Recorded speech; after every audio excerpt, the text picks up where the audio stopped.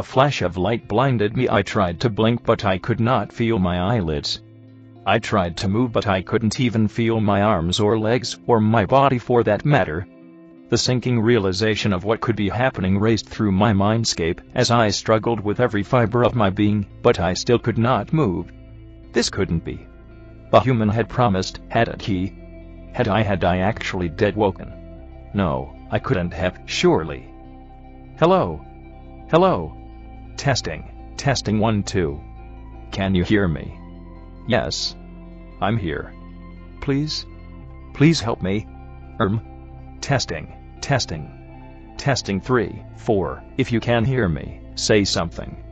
For elders' sakes, I'm right here. Please don't leave me. Alright, that's what I feared. Damn it, Mitchell. What? His brain activities what? Okay, that works.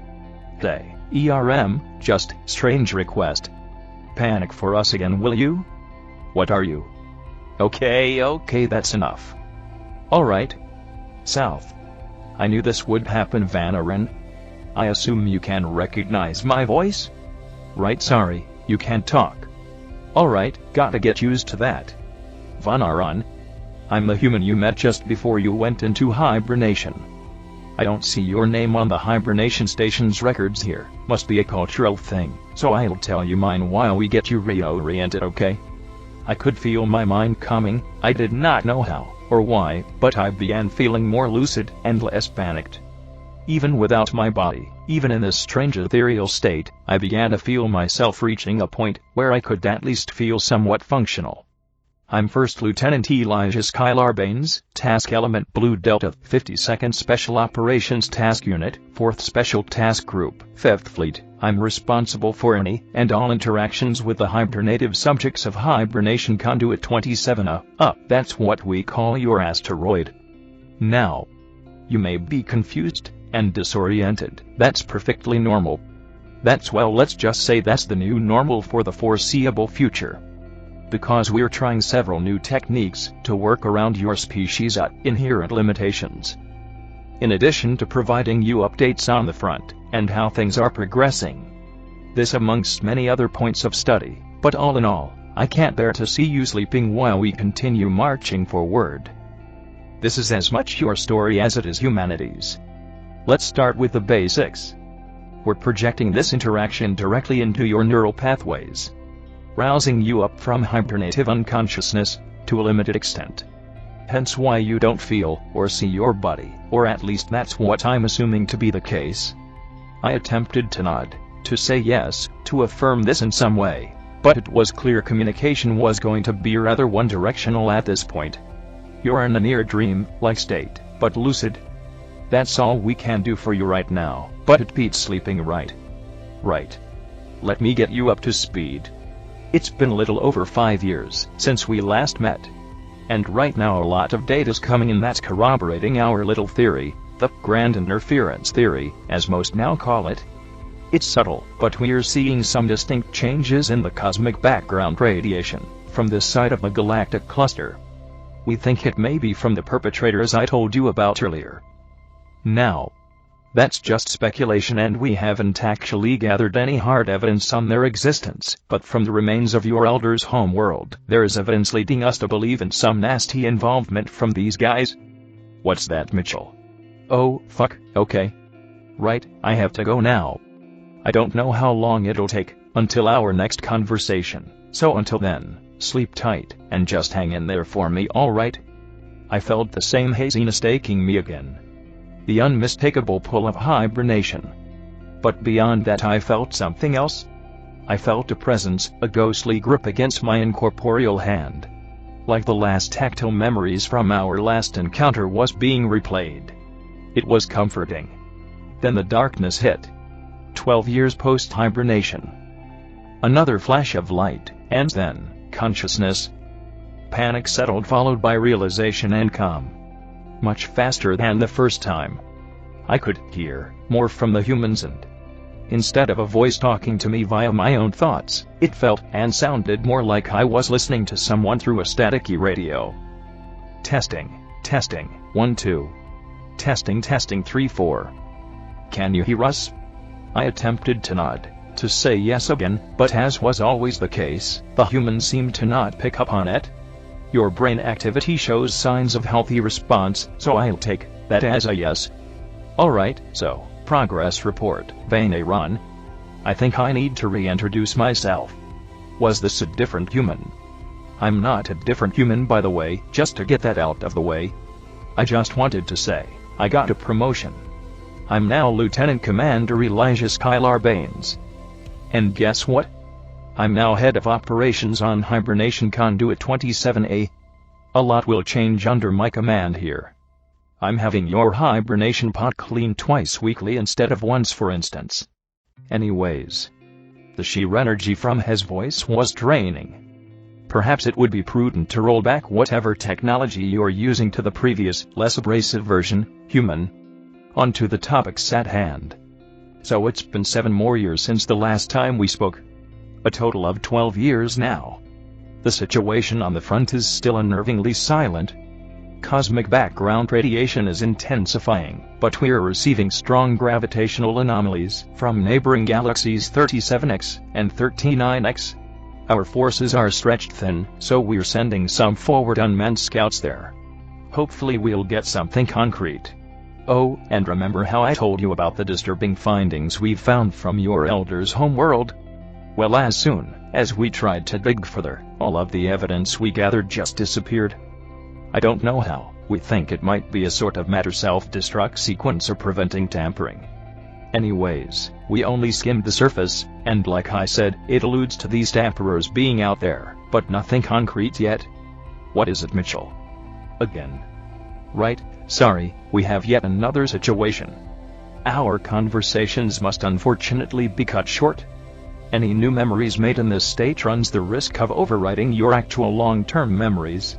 So we'll leave it here. Signing off. 22 years post-hibernation. The flash of light was barely evident now, and the same could be said for the disorientation. Hello there. Commander Elijah Skylar Baines here. So, let's cut to the chase, my friend. It's been another 10 years. And we found them. His voice was clearer this time, the technology clearly having improved, but I could also hear the sense of severity growing ever stronger in his tone, and the way he carried himself. Either age was doing this to him, or whatever situation out there was. They're not your typical sapients. And yes, I did say sapients, plural. There are multiple of them. We count a total of 2 distinct sides, as it were. I hazard to use the term factions or alliances, or even cohesive entities. God only knows just one singular species of this magnitude is enough to wrap my head around. And they're certainly not happy about our tampering, let's just put it that way. We've figured out they more than likely are the ones behind the arbitrary nature of your hibernative cycles. We're still figuring it out, but that's the theory we're working on here. The beings he spoke of, it was akin to the legends, the myth of creation. Or rather, one of our old deities, that had the power over our hibernation patterns. They're at war with one another. Have been, for the past God knows how long. Our guess for why they're keeping you guys asleep during this is a sort of mercy. They don't want you to see what goes bump in the dark. And the destroyed records from 10 years ago proves it too. We've concluded from what scraps remained, that it was a contract, a deal of sorts. I think, or, well, we think, that there might have been a deal struck hundreds of millions of years ago. One that I think they'll force us to sign too. A deal. Fuck, gotta go. Even after 10 years, the fucking thing threatens to override your memories. Until then. Please stay safe, human. Signing off. 54 years post-hibernation. Hey there, friend. Hello again, human. Captain Elijah Skylar Baines here. It's been a while, hasn't it? I wish I could crack jokes or laugh like I did before, but let's just cut right to the chase. I've been busy. Hibernation Conduit 27 and others like it are under my authority now. But I've been busy coordinating the preparations for a defensive line along this sector, along with many others. We're expecting an attack any time now. You won't believe the shit we've seen with our sensors. It's invisible to the naked eye, heck even with thoroughly stellar sensor arrays.